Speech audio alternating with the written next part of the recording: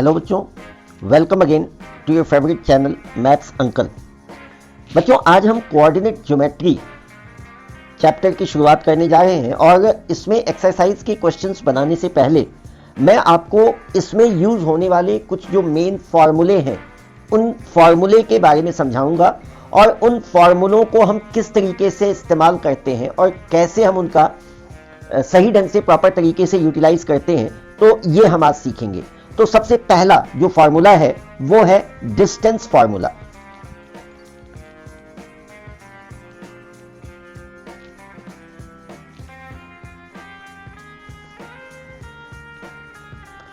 जैसा कि इसके नाम से ही क्लियर है कि ये डिस्टेंस फॉर्मूला यानी किसी दो पॉइंट्स के डिस्टेंस को बताने के लिए यूज किया जाता है। देखो, जैसा कि आप जानते हैं कि कोऑर्डिनेट ज्योमेट्री पूरा का पूरा बेसिकली जो है वो कार्टेशियन प्लेन के ऊपर बेस है और उस कार्टेशियन प्लेन में अगर किसी दो पॉइंट्स के बीच का हमें कोऑर्डिनेट्स दिया हो और हमें उनका डिस्टेंस निकालने को कहा जाए तो हम इस फॉर्मूले से उसका डिस्टेंस निकालते हैं। तो कैसे, अब आप इसको समझिए। सपोज करो ये दो पॉइंट्स हैं, एक पॉइंट P है और एक पॉइंट Q है। से this is P, this is Q, और इन दोनों पॉइंट्स के कोऑर्डिनेट्स हमें दिए गए हैं x1 एंड y1 और इस पॉइंट का कोऑर्डिनेट है x2 और y2। तो इन दोनों पॉइंट्स के बीच का यदि हमें डिस्टेंस निकालना है तो we can find the distance. इन दोनों पॉइंट्स के बीच का डिस्टेंस हम इस फॉर्मूले के माध्यम से निकाल सकते हैं और उस केस में हम लिखेंगे PQ is equal to under root x2 minus x1 का whole square plus y2 minus y1 का होल स्क्वायर। तो इस फॉर्मूले में आप देख सकते हैं कि x1 y1 जो कि P का कोऑर्डिनेट है और x2 y2 जो कि Q का कोऑर्डिनेट है, और इन दोनों पॉइंट्स के बीच का यदि हमें डिस्टेंस निकालना है तो we can find by using this formula, और इसी फॉर्मूले को हम डिस्टेंस फॉर्मूला कहते हैं। अब सपोज करो कि अगर हमें कार्टेशियन प्लेन पे किसी पॉइंट का डिस्टेंस ओरिजिन से निकालना हो, उस केस में क्या होगा? तो मैं यहां छोटा सा एक ड्रॉ करके देता हूं। सपोज करो ये एक छोटा सा मैंने कार्टेशियन प्लेन बनाया है और ये ओरिजिन है, और आप जानते हैं कि ओरिजिन का कोऑर्डिनेट क्या होता है? वो ओरिजिन का कोऑर्डिनेट होता है 0 0, और से ये एक पॉइंट है, इस पॉइंट का कोऑर्डिनेट है, सपोज करो इसको हमने A मान लिया, तो इस पॉइंट का कोऑर्डिनेट है x और y। इन दैट केस अगर इसको हम O मान लेते हैं, अगर आपको OA के बीच का डिस्टेंस निकालना है तो आप बिल्कुल यही फॉर्मूला लगाएंगे, लेकिन उस केस में क्या होगा आप देखिए, थोड़ा सा चेंज हो जाएगा। OA इज इक्वल टू, आप यही फॉर्मूला लगाने जा रहे हैं, तो x2 हम मान लेते हैं x को, और ये x1 हो गया, ये y2 हो गया और ये y1 हो गया। So in this case x minus 0 का whole square plus y minus 0 का होल स्क्वायर, और उस केस में ये हो जाएगा x square plus y square.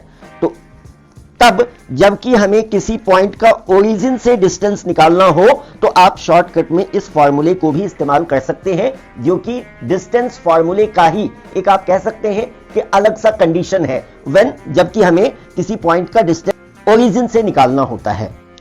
अब हम एक और इंपॉर्टेंट फॉर्मूले की बात करेंगे और इस फॉर्मूले का नाम है सेक्शन फॉर्मूला। ये सेक्शन फॉर्मूला क्या कहता है पहले वो समझिए।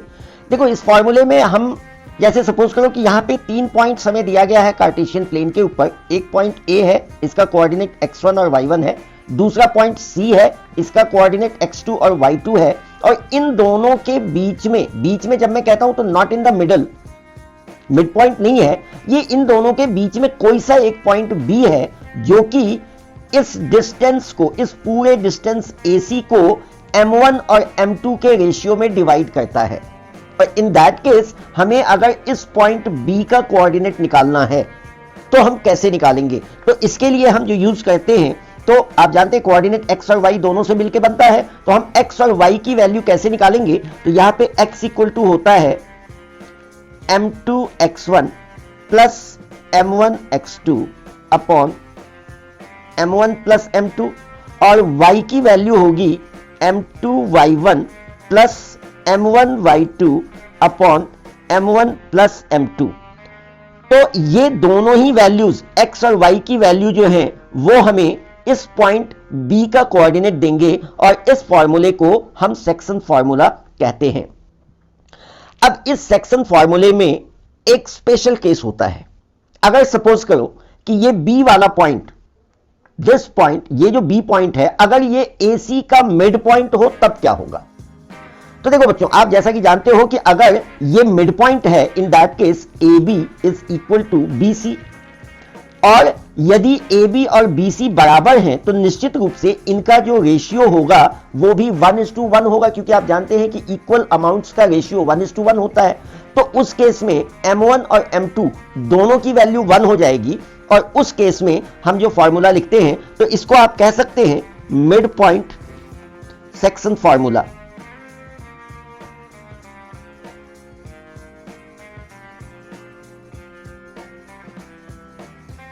और ये मिड पॉइंट सेक्शन फॉर्मूला मुख्य रूप से तब इस्तेमाल होता है, मैं फिर से रिपीट कर देता हूं, कि अगर ये B पॉइंट इस AC का मिड पॉइंट है, यानी AB इक्वल टू BC है, तो उस केस में M1 और M2 दोनों इक्वल हो जाएंगे, यानी इनका रेशियो 1:1 हो जाएगा।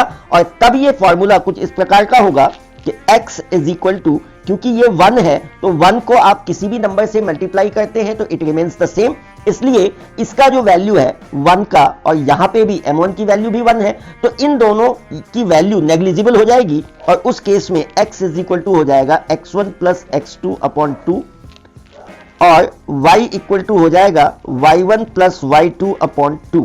तो ये इसको हम एक कॉमन लैंग्वेज में मिड पॉइंट सेक्शन फॉर्मूला कह सकते हैं, और मैंने आपको बता दिया कि इसको हम किस कंडीशन में इस्तेमाल करते हैं, ये भी मैंने आपको बताया। ये एक और बहुत ही महत्वपूर्ण फॉर्मूला है, और ये फॉर्मूला है coordinate of centroid of A triangle.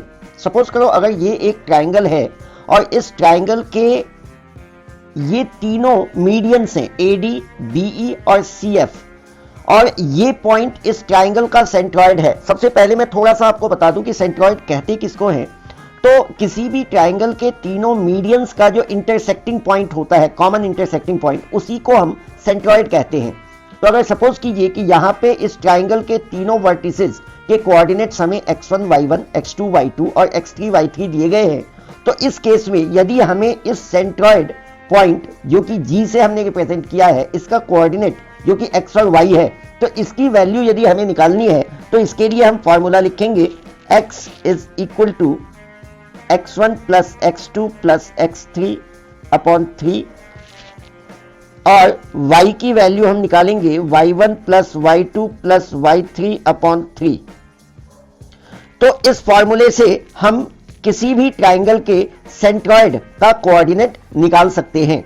ये जो फॉर्मूले मैं आपको दे रहा हूं ये वैसे तो क्लास 10 के लिए है, लेकिन ये जितने भी कॉम्पिटिटिव एग्जाम्स हैं और जिनके भी सिलेबस में कोऑर्डिनेट ज्योमेट्री है तो उनके लिए ये बहुत ही ज्यादा यूजफुल है।